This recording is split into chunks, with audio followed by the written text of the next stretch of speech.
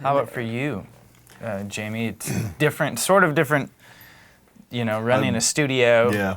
You've done over 500 records. Yeah. That's crazy. That's insane. I've worked on over 500 records. So Yeah. How many right, years? Can we do some math? I mean, that's Yeah, since '96. So.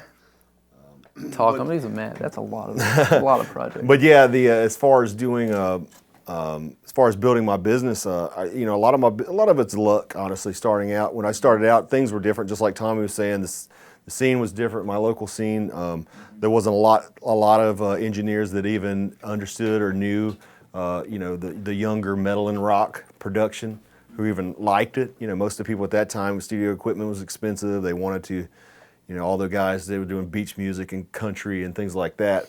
So that's basically out of frustration. I started recording in like '96. Started trying to learn to record myself because my band had paid these, this Final Studio like $90 an hour, and it still wasn't the quality we needed. And it was like we spent 13 grand on a record, and it was nowhere near the tones. The guy just wouldn't do what we wanted him to do, and I was like, I guess I just have to learn this myself. So I just started buying the stuff and it just trying the stuff myself. And the first record I did was for my band Swift at the time, and that's what kind of started, because it was actually a listenable record in a time where there wasn't a lot of heavy or metal or modern metal, modern rock records that were even listenable. Yeah, there was like a few guys that did it. Yeah, I mean there wasn't so I had that benefit that there wasn't a lot of competition, and I think that's what drove my business early on, is like word of mouth. I was doing it really cheap. I think that would translate to today. I'm like, if you're going to start off, you got to understand there's not a lot of money. People don't have a lot of money, especially now. You can't. I don't recommend going out and spending tens and thousands of dollars on equipment and then trying to charge, a big sum of money or whatever, like $50 an hour or something, trying to record. That's just not going to work. You gotta be able to provide a better quality of product more now than ever. There's a lot of competition now. What's driven my business is, I got lucky, honestly, in some aspects or whatever. Like with my band, we were kind of popular at the time, which got the material out. Bands like, I guess you guys were maybe in Prayer or BT Bam had heard those records, the early records. Jamie went through the whole major label thing. Yeah. I don't think a lot of people knew that. We negotiated with all the labels and stuff. And, Which band? With the band Swift. Cool. Yeah, it was like I guess a new metal type of thing, whatever, Deftones, Incubus style stuff back in the day. But like I said, we were active in our scene, and we were lucky in that we had a lot of local popularity, and a lot of other local bands got to hear the product or whatever. And then I got lucky again. I recorded bands like Between the Buried and Me, a local band called Beloved that went on to get signed. He Is Legend that went on to get signed and sell a lot of records. And these bands had some success or whatever. I don't feel like I honestly had a lot to do with their success.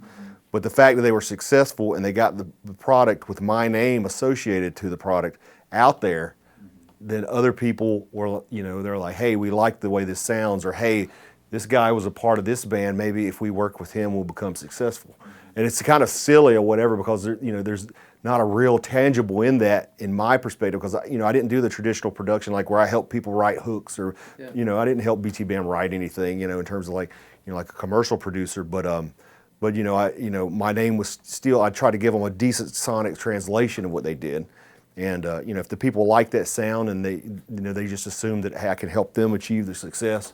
And that's honestly what drives it's price, and then it's the name drop potential is what drives a producer and engineer in reality. It's not an education, it's not a degree from a school, it's in quality also, the third component. Yeah, I mean, like I said, it's just like you got to provide a quality product. How did we start working with? I mean, obviously we knew you back in the day, but I'm trying to think of. Someone called me and wanted to do the 3-song demo for Between the Buried and Me. Must have been Will, or I don't know. I don't know which one of you. For some reason, I don't remember. Will or Paul or somebody. Yeah. But somebody we just scheduled. We did the demo. You guys got signed off the demo, and then you called me back like, "Hey, we want to do the record now." It's crazy. I don't even remember. We did the first record. Yeah. It's like another life, Yeah, I have such a bad memory.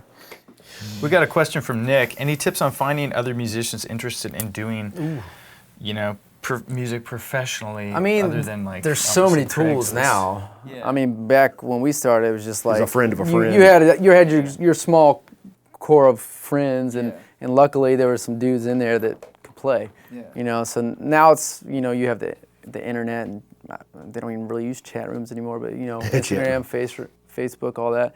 I mean, I really don't know now. I mean, I assume just getting in touch with people that have similar interests in the kind of music A, you like, or B, you want to create. Yeah.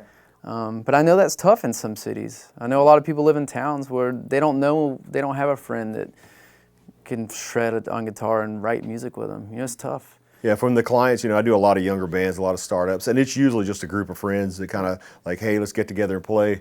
But I've also noticed, I think, and this is probably a terrible, moral thing to recommend, but, in a lot of these startup bands, there's usually like 1 or 2 people, maybe 3 people in the band who are actually really talented, and the other guys are just friends. Yeah. And, they're all these bands, if you're really good, you're going to be in some sort of project almost all the time doing something. So like if you're an individual and you're looking to get into a quality band, maybe go to some local shows and try to like, kind of muscle your way in or whatever on the project. Or like I said, if you're in a band and you need like, hey, we just lost our drummer, we need a drummer. Instead of trying, go to a show and try to say, hey, do you want to jam in another band, and then, eventually maybe they'll join. I know like, with Blake, he was in Glass Casket, Dusty was in Glass Casket. You guys asked them to do a tour. Next thing you know, they're in the band. Yeah. You actually can cherry pick or whatever from, you can go to these shows, you can see if they're good. Like I said, the people who are serious and that are good performers, they're going to be active. And they have, YouTube now. That's how people find you can find musicians YouTube now. But I've learned if a really good player is not in the band, there's usually a reason for that. And it's usually because they're either not serious and dedicated to actually doing the things you need to do, or they're just difficult to get along with.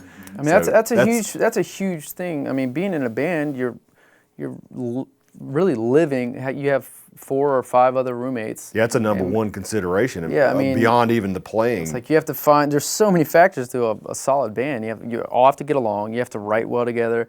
You have to be on tour and live well together and not fight.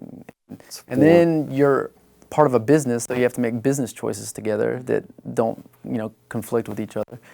So there's a lot of factors, and I think, from the early days of rock and roll, is that's always been an that's issue. how it's and most bands are just friends that are in a band together and kind of grow from there. So I don't think there's a way to do that. A lot of that just happens. It's happenstance. It's just kind of like, how do you find a girlfriend or boyfriend? Yeah. It's like when you're not looking. Yeah. We should start like instead of a dating service. Match.com, musicmatch.com. Musicmatch.com. I call it. Tommy actually. Yeah. Creative Lives, musicmatch.com. I can play the solo. Anybody else want to put a little riff over it? That's funny. Well, any other thoughts on that before we wrap up? I don't know, man. This is good stuff. This has been great. It really has. Yeah. I think, how are we doing on time? I think we're kind of early. Yeah. The only thing I didn't touch on is the pseudo mastering stuff, which is kind of jumping back to the stuff or whatever. But there's a whole master class on mastering with Creative Live that's will go in depth on that stuff. So I don't even know if we need to go into it. I'll just say quickly: master bus, some EQ, multi-band compression, auto sum limiter, some sort of compressor. That's literally all I'm doing in terms of mastering. It was pseudo mastering. Usually when I do real mastering, I've got an outboard mastering mod at Avalon, tube compressor EQ that makes things sound big and in your face. Cool. On a personal note, mastering's always been kind of, I don't quite understand it. I think a lot of musicians are like that. You're like, what the heck is it? What are the differences between, say, this guy who masters and this guy who masters? There shouldn't be any difference. Really? To me, Okay. in modern, like I said, historically mastering used to be, you had a studio, they had all the equipment and stuff they needed to do the mix. Yeah. But then, historically you needed to have an actual master product made, like you take the 2-track or whatever, and you had to actually put it on the vinyl or the cassette or the compact disc or whatever. They used to create glass masters and stuff. So there's actually a physical production thing that went along with it.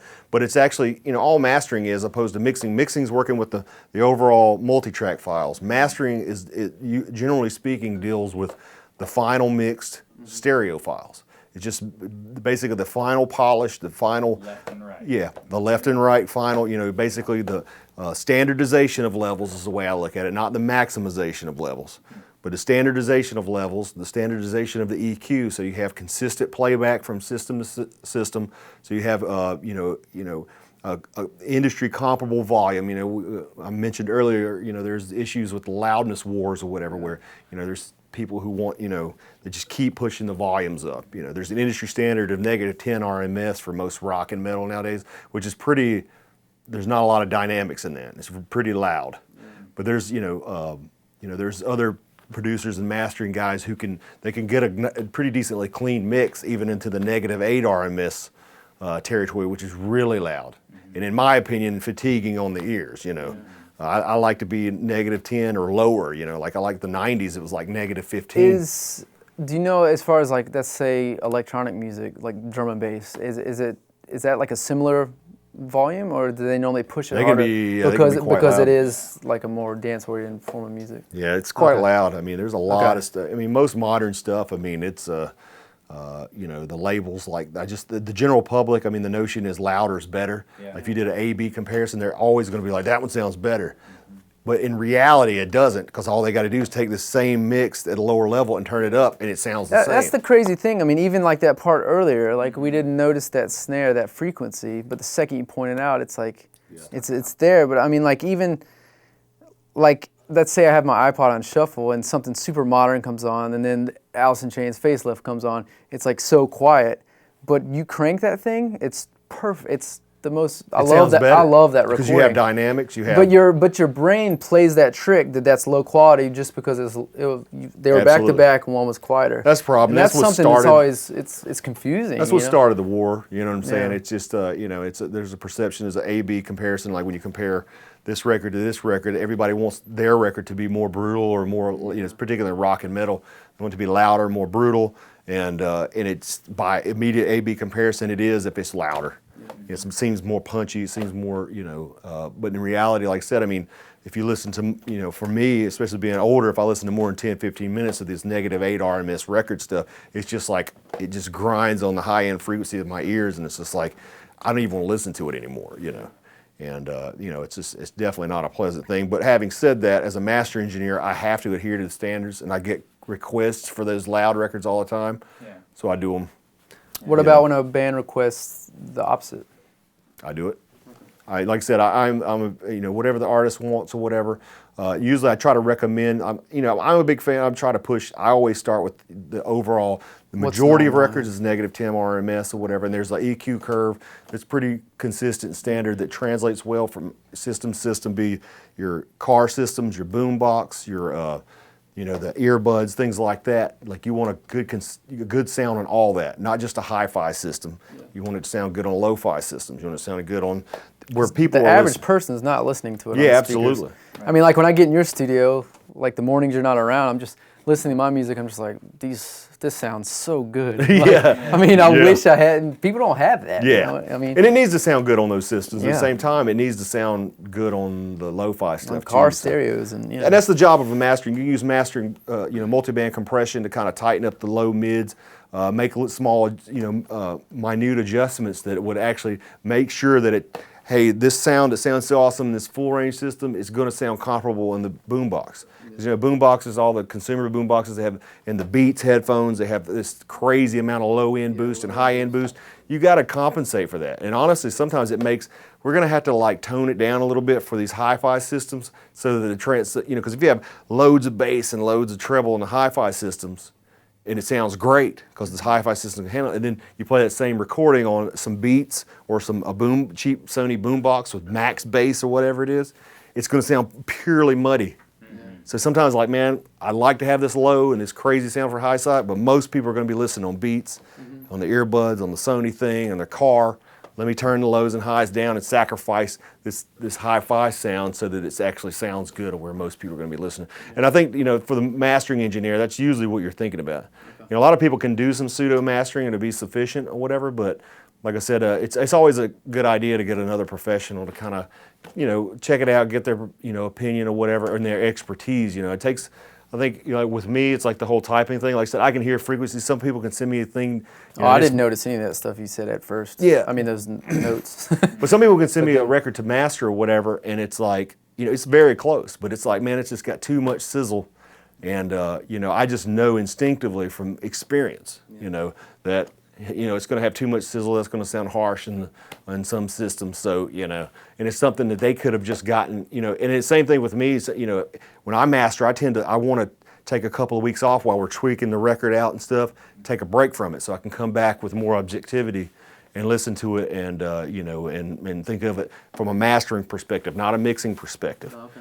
It's just basically it's just listen to the overall EQ, overall level, and then the technical aspect of actually creating, trimming up the files and the track flow. You guys record all in one session, but a lot of bands track in separate, separate songs and then decide to flow things later.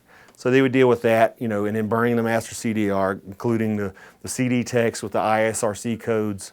That kind of thing, it's some small technical things, but a lot of that stuff, like nowadays, you don't even need a production master. You can just upload files, and then they can upload to their, to the online distributor or CD manufacturer.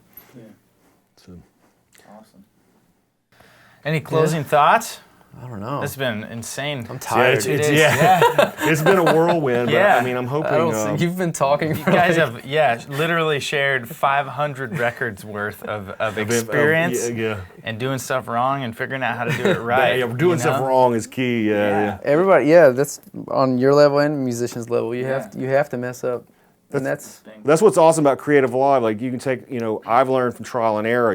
This service didn't exist when I was coming up. When I was learning and developing this craft or whatever. And you can take and just in a matter of a couple of hours or a couple of days worth of hours or whatever, you can take all this and learn. You can start like where I'm leaving off now and start building. You can know what gear that's applicable, especially if you're wanting to do records that sound like what I do or what T-Bam does, or Tommy, you can actually start there and build off that instead of start where I started, which is the ground, where I was using absolutely wrong gear and the wrong, settings, like EQ settings and develop bad habits for EQ and compression and all this other stuff, I said, I really feel like these, hopefully we conveyed some information that will help people get in the right, Yeah, I think you definitely did.